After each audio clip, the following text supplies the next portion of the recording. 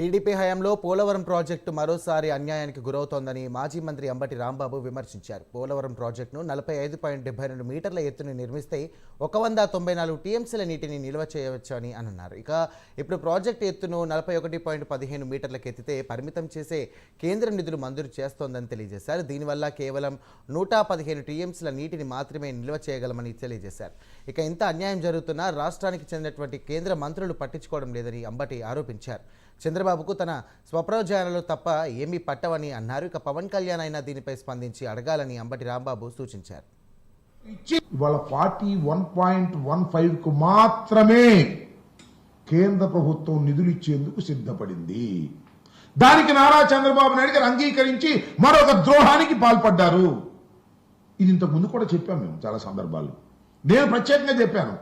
ఇవాళ జలశక్తి వార్షిక నివేదికలో చాలా క్లియర్గా ఇచ్చారు.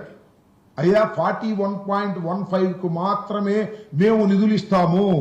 ఆ నిధులు కూడా 12,157.53 కోట్లు ఇచ్చి మేము తప్పుకుంటున్నాము అని చెప్పారు. కేంద్ర మంత్రులు నోరు విప్పాలి. వీళ్ళందరికీ సత్తాలేని నాయకుడు ఒక ఆయన ఉన్నాడు, సేవ చేస్తున్నాడు, పవన్ కళ్యాణ్ గారు. మీరన్నా నోరు విప్పండియా బాబు. ఇవాళ